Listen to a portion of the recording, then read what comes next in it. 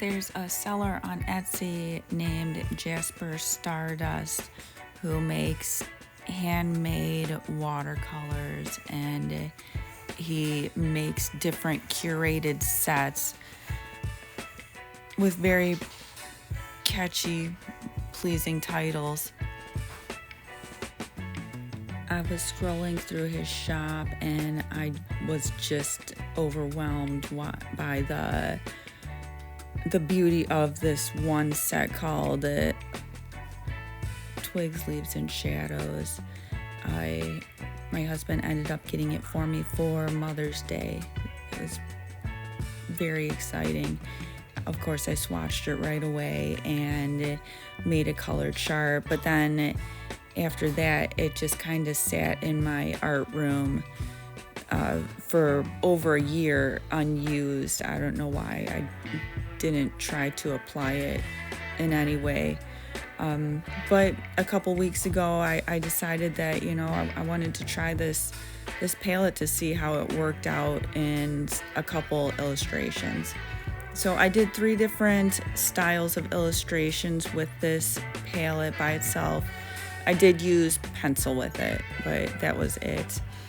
I noticed when re-swatching this time how opaque several of the colors are. Very cool.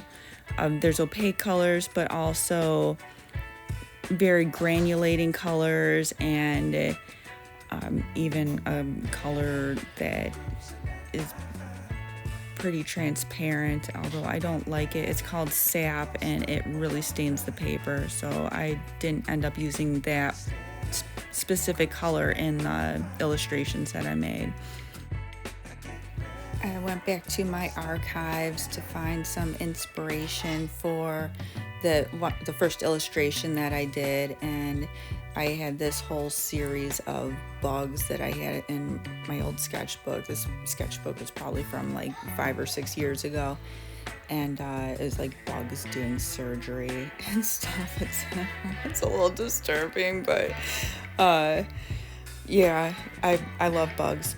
Anyway, I wanted to show this part of the video where this color called Cobalt Green Dark from the set, and other colors too, the ones that are really granulating, they tend to be a bit blotchy when you apply it heavy-handed. So what I did was go back in after the layer was dry and kind of smooth out the blotchy areas. It's cool, you can do that with watercolors.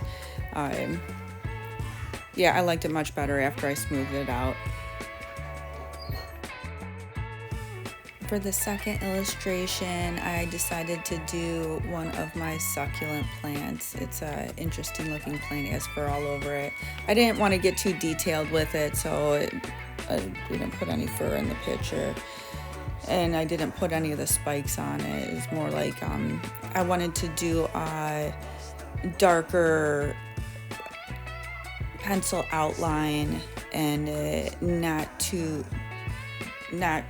go too heavy with the shading like I did on the first one, and I'm gonna do on the third one. So just a different illustration style.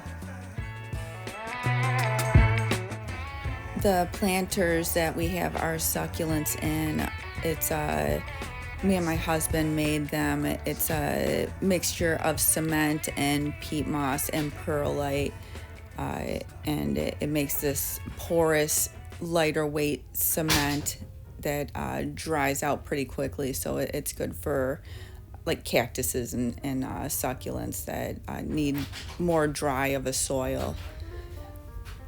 I wanted to kind of capture the lines and the peat moss in the hypertufa. For the last illustration, I wanted to just use the browns in the palette. The first 2 illustrations that I did, they were heavy on the greens, so I wanted to isolate the browns and see how well they work together on their own. And the browns are pretty dark. Well, 3 of them are pretty dark. I used the dark burnt umber, caput mortem, ox brown, and then a lighter color, which is the Dutch green earth. I really like it. It's a pretty opaque color. The other three, the first three, are very granulating colors.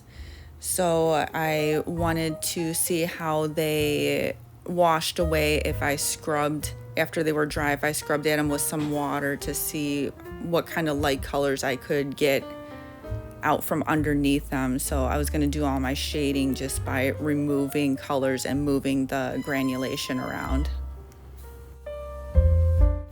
This is a picture of Mrs. Mango. She is my daughter Sweebert's praying mantis. My 10-year-old daughter has a YouTube channel also where I helped her make a little documentary of how she raised praying mantises from an egg, and this was the mom of who laid the egg for the baby praying mantises. My daughter shares a love of bugs just like I do. So I really like this palette and the colors in it. The colors just go really well with each other. The variety of the textures that the maker chose to put in this palette, they all work so well together, just because they're all so different. Even though some of the colors look similar, you put them on the page and there's just different properties. Like one will lift a lot easier, one will stain a lot more, one will have this granulation, one's completely opaque, one sits exactly where you put it, the other one disperses in water. So even though they're mostly analogous colors, there's just a lot of variety in the palette. I did want to talk a little bit about what some people might think are negatives for the palette.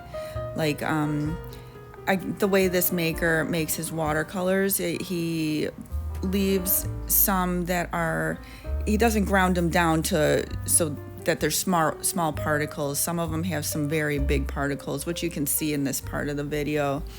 And those particles are actually sitting on top of the paper. So if you run your finger over the paper after the paint's on, you're going to move those particles around.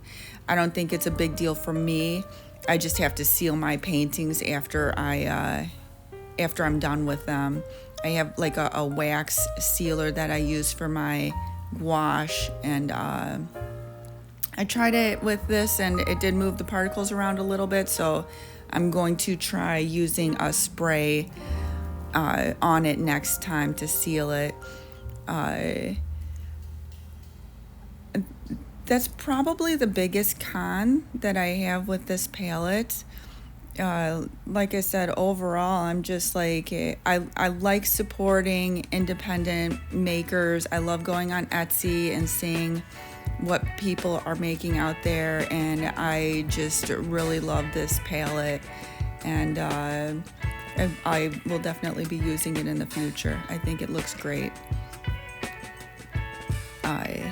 I think I want to get the magic purple mushroom from him next. Maybe, I don't know. The watercolors are a little bit pricey, so it's a splurge. But anyway, thank you for watching, and here's my daughter's frog at the end. She just collected 3 frogs from the pond down the street from us. Have a good day.